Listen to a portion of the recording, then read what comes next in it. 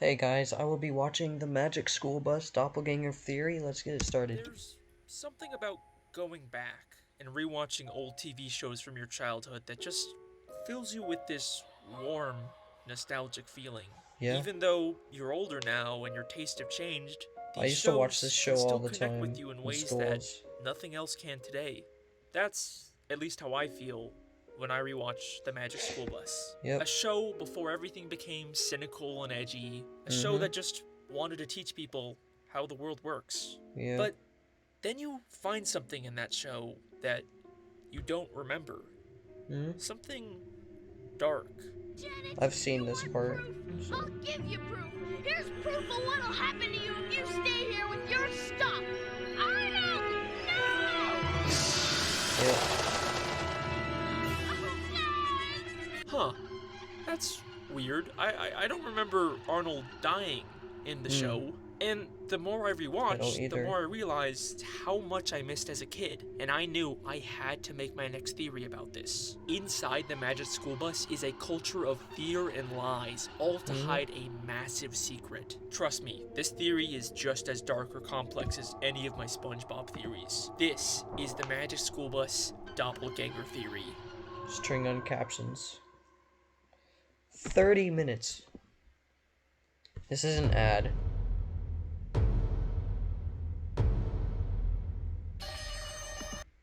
Skip that. Coming out in 2023, and I'll still be making some fun videos like this on the side. And without further ado, let's begin the theory. Let's begin.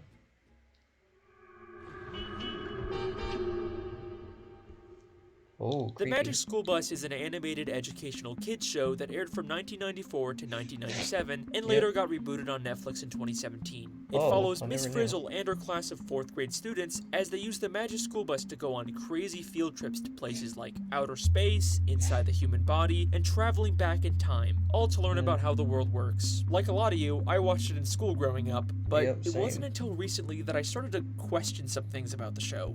Like, do the parents know that their kids are regularly going on these dangerous, life-threatening expeditions? And how is Arnold still alive after taking off his helmet in space?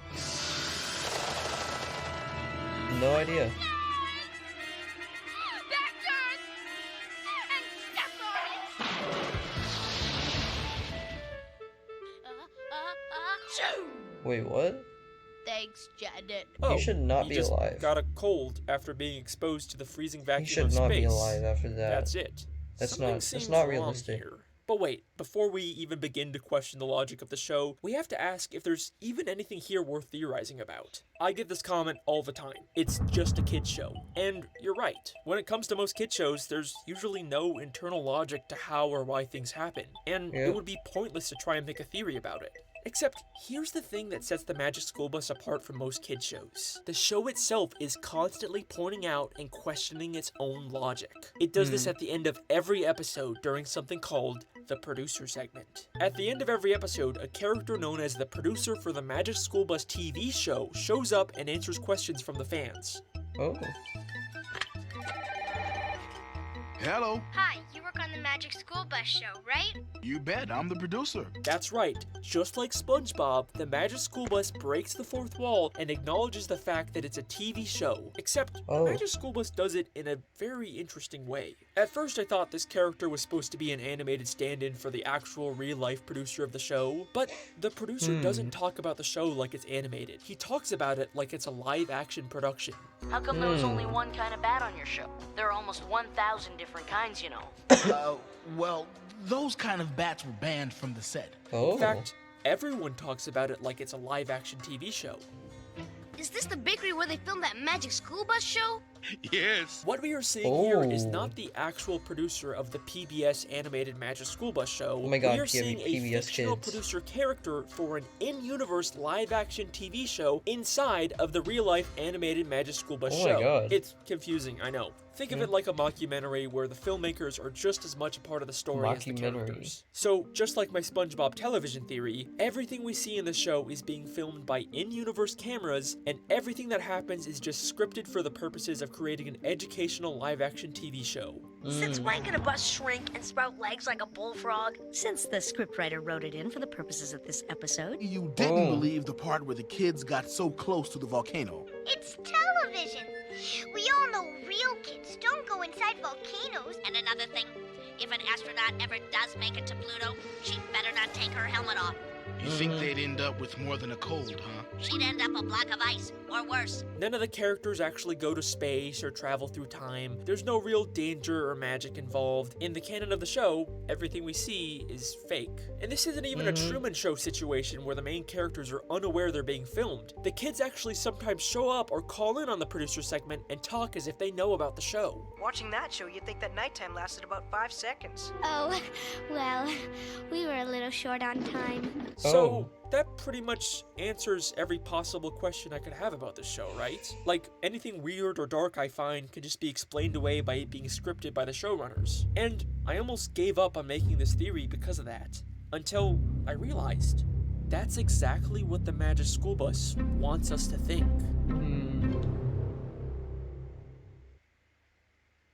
Okay, Oh, wow. so what the hell is Error? Basically, it's a water bottle that I collides do with not science. care. Seatbelts, everyone! The cover-up? What? In Season 2, Episode 3, The Busasaurus, the class travels back in time on the Magic School Bus to visit the dinosaurs. During the episode, they keep track of which dinosaurs only ate plants with this chart. But when they go back to the present, we don't see the class take the chart with them. Just like the end of every episode, they have a producer segment, this time with a guest star from the show, and they clarify none of the magic they showed was real. So no one's ever traveled back in time and seen real dinosaurs. Absolutely not. Time travel is impossible. But it's what happens at the very end of this segment that changes everything. Oh, but of course it's not.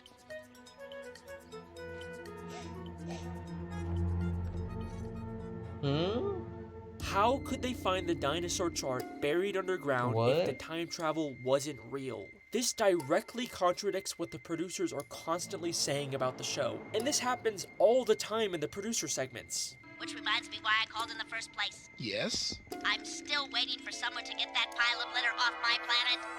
Everybody knows there's no such thing as ghosts. You could never use gum for bungee jumping, not in a million years. I wish you guys would stick to the facts. It took water more than 15 million years to carve out the Grand Canyon. About as long as it's going to take you to freeze that water. The impossible things that happen on these field trips are clearly real in the canon of the show, but why are they lying about it? In fact, they seem to get kinda nervous whenever the callers get pushy about what's real and what's not. It would have taken weeks for the asteroid to reach the sun. You made it seem like it could happen in seconds. Well, we had to fake it. Ms. Frizzle must be magic. Why do you say that?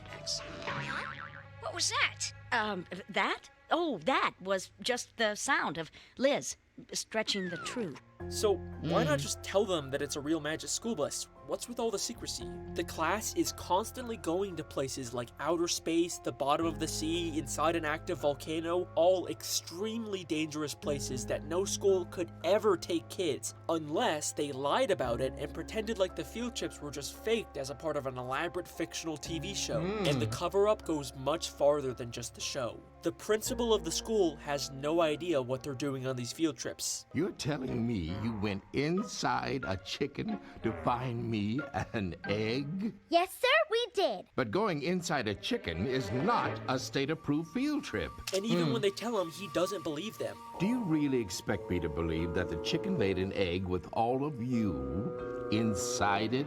And even the parents don't know what's going on. And now, live from the throne. Ralphie, that little girl looks just like your friend Wanda. Who, her? No. Wanda's much, shorter. Ralphie, I know that guilty look.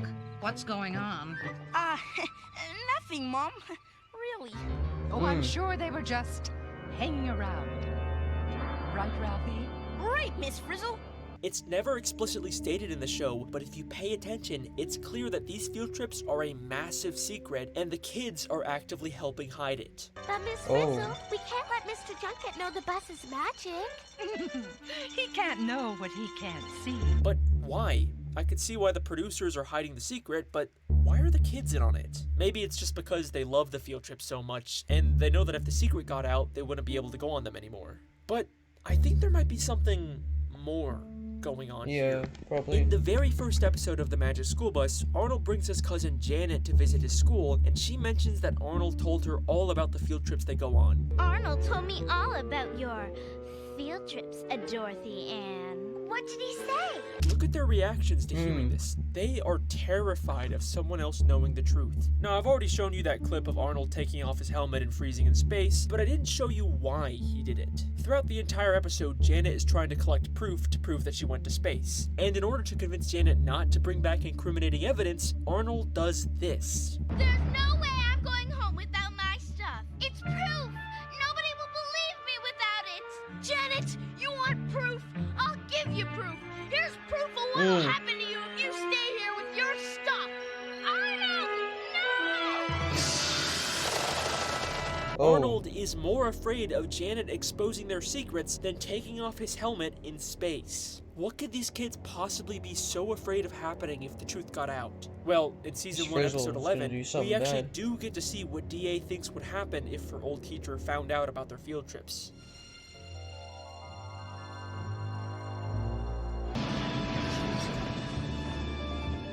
Mr. Seaflat, I'd like you to meet. Take chances, make mistakes, get messy! Yep. Oh, we never did anything like this at our old school. Holy shit. Yep. It's Miss Frizzle. They're all afraid of Miss Frizzle. I knew it, Miss bro. Frizzle may seem like this quirky, fun, eccentric teacher, but I she literally is said it. constantly manipulating these kids into being afraid and totally obedient. In episode 2, Arnold asked Miss Frizzle if he could skip the field trip. Miss Frizzle, I'd really love to go on a field trip, but I've got this weird feeling. Well, Arnold, I do need a volunteer to stay behind. She casually says he could stay behind, but then without telling him, they shrink down and go inside of Arnold for their field trip. Oh.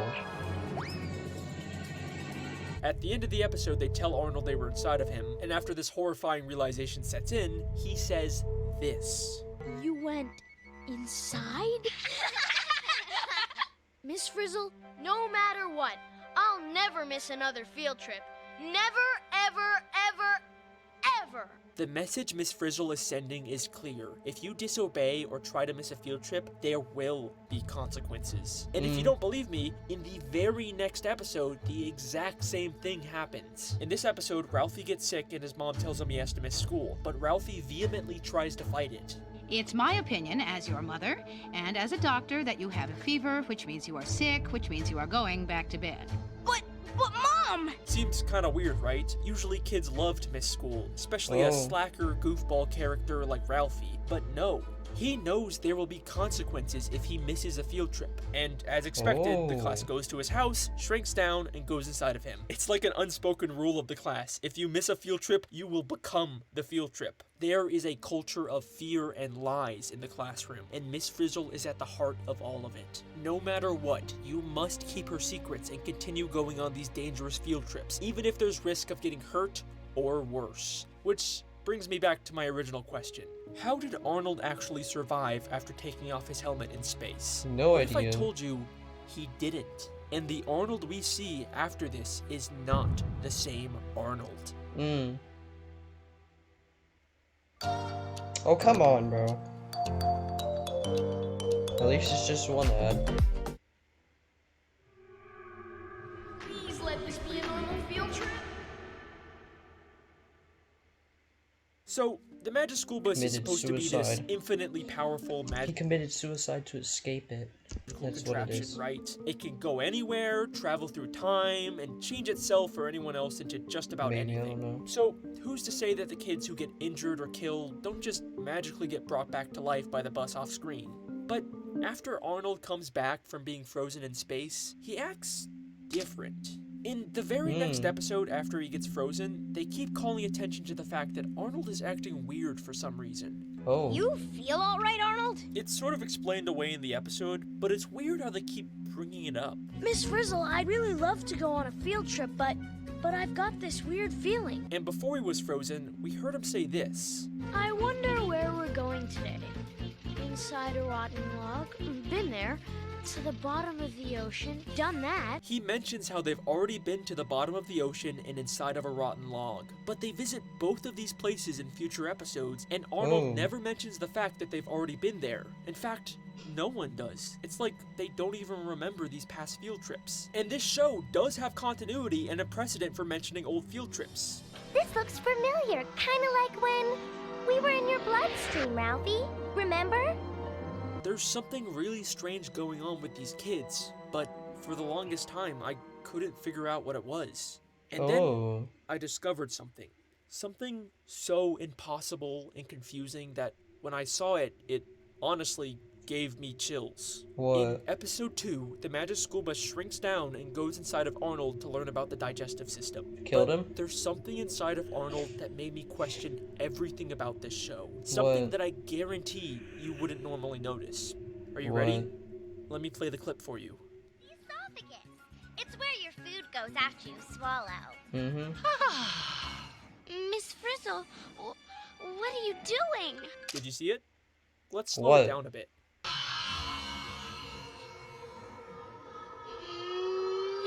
How the fuck is Arnold inside of Arnold? He is the I one didn't even person notice. who absolutely Wait, cannot... really? Hold up. Go Did you back. see it?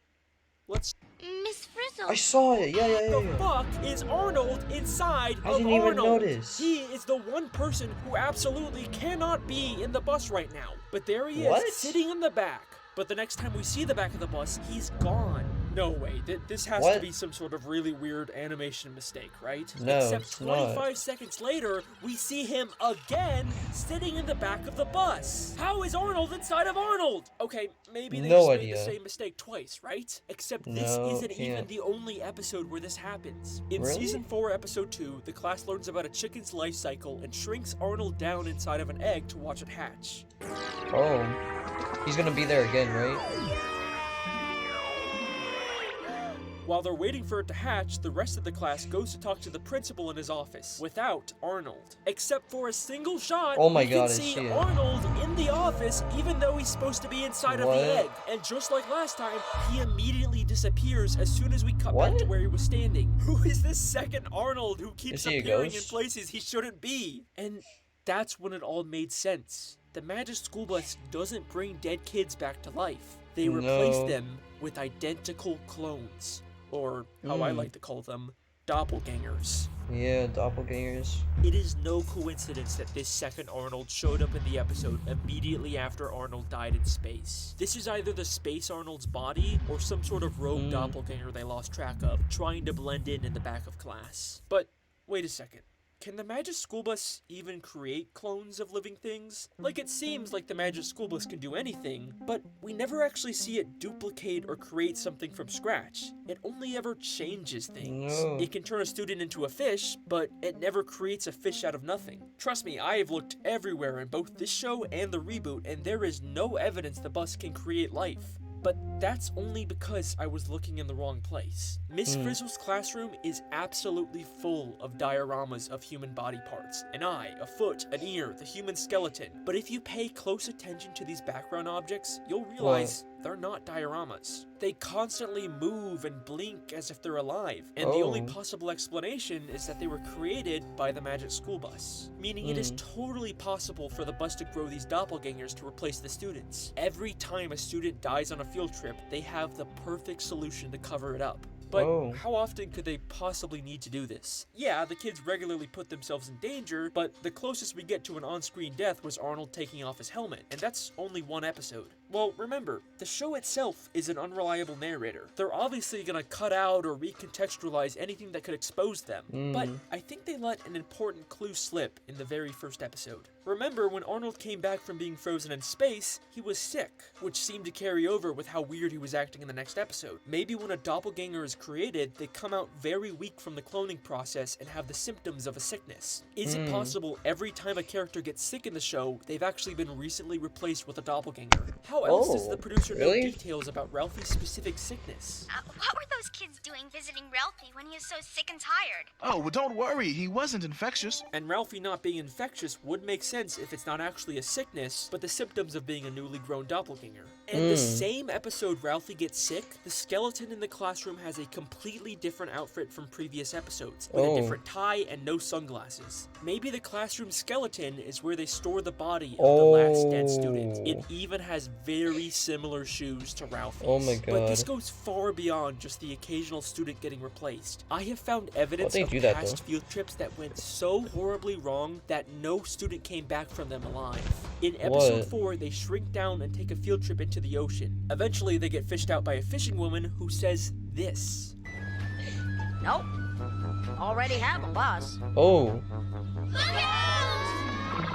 Why would she have already fished up a miniature bus from the ocean? I mean, maybe it's like a toy or something, but that's not the only time something like this has happened. In Season 2, Episode 1, they explore an underwater volcano and briefly pass by a random sunken ship. Except, if you look closely, it has a figurehead of Miss Frizzle on the front of the ship. Why on earth would a random ship at the bottom of the ocean have this? Well, it looks a lot like when the Magic School Bus turned into a boat in Season 4, Episode 13, and had a figurehead of Liz, the class pet. These are the wreckages of past failed field trips where nobody returned alive. There have been countless children who have died on these field trips, but why? What is the point of all this? Who's really running the ride on these field trips, but why? What is the point of all this? Who's really running the show here, and what is the true identity of Miss Frizzle? Oh my, bro.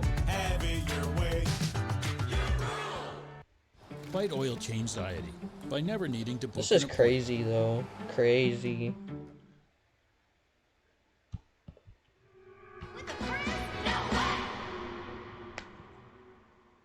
Who is running this show? The Magic School Bus TV show is run by the producers we see at the end of every episode. You bet, I'm the producer.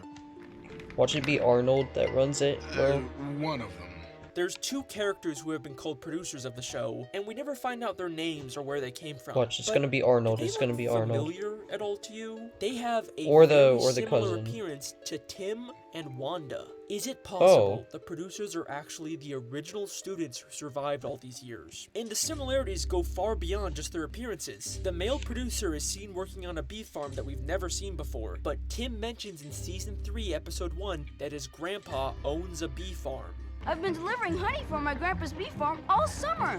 Maybe the producer is working on his grandfather's farm. And just like how the producer works on storyboards, we see Tim working on his comic books. The female producer has a big plush frog in her office, and we know Wanda used to have a pet frog that she loved. You know, Miss Frizzle, I was really glad when you said I could bring my best friend Bella the bullfrog to school. In fact, in Season 1, Episode 5, Wanda has to let her pet frog go to live a happier life in the wild, and we see the producer rewatch this scene and cry. Bye, Bella. I know you're going to have a good life here, but I am going to miss you. Oh. I think it is very likely that the producers are the original Tim and Wanda. But what about the rest of the original students? Maybe Tim and Wanda are the only survivors, but I did find this guy working at a carnival in Season 2, Episode 10 that looks a lot like Ralphie. And I could also totally see Ralphie growing up to work at a carnival. But then what about Miss Frizzle? Even though we see the producers running things at the end of the episode, it seems like Miss Frizzle is also in charge of the show. You really expect us to believe that Mikey had the power to actually knock the bell clear off the hammer slammer? Just between us, we had a story conference about that, and it was Miss Frizzle's idea. But we know nothing about Miss Frizzle's past, and obviously she doesn't resemble any of the kids like the producers do. I mean, the closest comparison we have is Arnold with their similar hair color, but obviously Arnold is male and Miss Frizzle is female, right? And that's what I thought too, until I discovered Pickle Theory. Pickle Theory is not a theory I created, it's something I discovered while researching for this video. It stems from this weird moment in Season 2, Episode 7 with Miss Frizzle. Whoa! There's a ton of pickles in here. You caught me, Ralphie.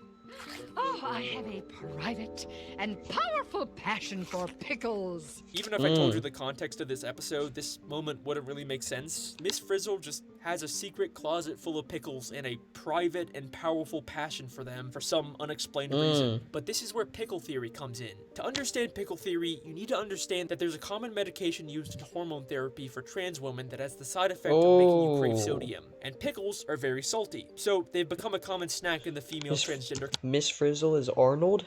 Is a grown-up Arnold? But a different gender community. or something? And pickle theory states that this weird moment with Miss Frizzle admitting to a private craving for pickles is a hint about her actually being a transgender woman.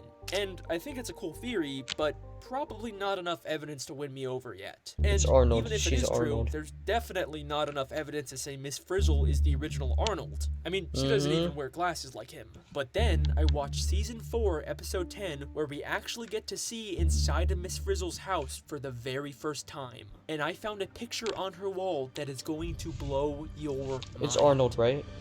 A picture of someone who looks What? a lot like a female version of Arnold, right down to the yellow and white shirt and glasses. I think this is what Miss Frizzle looked like as a kid. Either she's transgender, or the cloning process can just create different gender versions of characters, but whatever it is, you can't tell me this doesn't make it seem like Frizzle is a female version of Arnold. Even her name, Miss Frizzle, sounds fake. It sounds like something she just made up because she has frizzy hair, a trait that she shares with Arnold. All of the people running the Magic School Bus show are the original versions of the students, creating doppelgangers of themselves and forcing them to go on dangerous field trips. But why? Yeah, what is I was this gonna all say, for? but why? To make the Magic School Bus TV show and educate the kids of the world. And god damn it, it worked. Is this the Magic School Bus? Magic School Bus? Magic the Magic School Bus? You mean Magic School Bus? Magic School Bus? Magic School Bus? Magic School Bus? I want the Magic School Bus! Oh. I want the Magic School Bus!